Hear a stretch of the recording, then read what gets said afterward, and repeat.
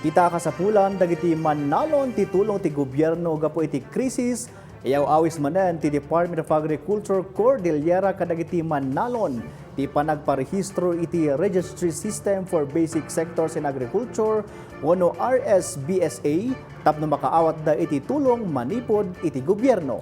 Inlalawag ti opisina asan daa magpaay iti saggaysa nga ayuda kadagiti mannalon gaputa kadawyan at tulong ay paay iti gobyerno ket dumalan iti asosasyon ken grupo anaa daw iti listaan ti RSBSA. Ada detalye ni Christine Bornolia sa Baway.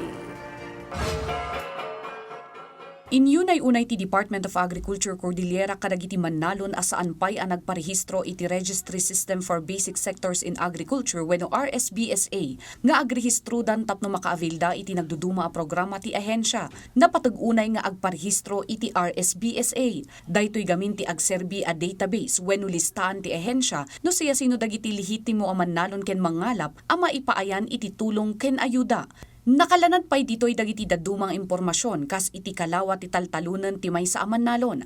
Klase ti mula daytoy ken daduma pa'y. Ti RSBSA ket makatulong pa'y kadagiti mannalon tapno maamuan ti intervention a maipaay kadakwada. Remember in the past, wala tayong listahan kung ilan yung mga farmers natin. Now nagkaroon tayo ng listahan. Itong mga farmers naman natin na iba, hindi nagre-register. Lalo na yung malalaki yung kanilang taniman.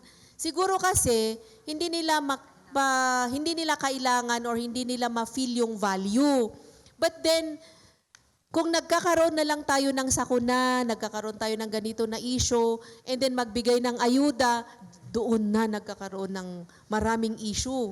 Iti datos ti DA-CAR, nasurok iti 300,000 na mannalon ti rehistradon iti RSBSA iti Cordillera.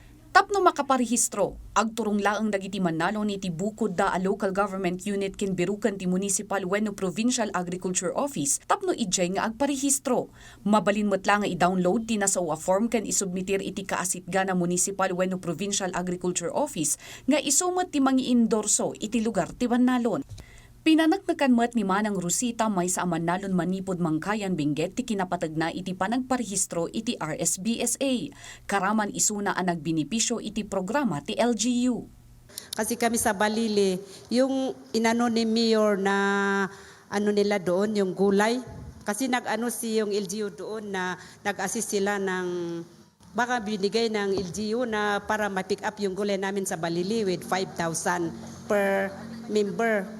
Tapos yung mga walang RSBSA, yun, magulo yung listaan kasi walang name nila sa listaan. Kidaw matimay sa farmer advocate kadagiti kapada na amannalon nga agrehistruda iti RSBSA. Gaputa ado ti pagsayaatan nga ipapaay ti gobyerno kadakwada. Being part of the RSBSA and also members of our organizations and cooperatives and as well as yung sa councils natin kasi nakikita naman natin the government are doing their part. So also the farmers should do their part. Christine Bornolia sa Baway para iti Pambansang TV, iti Baro a Pilipinas.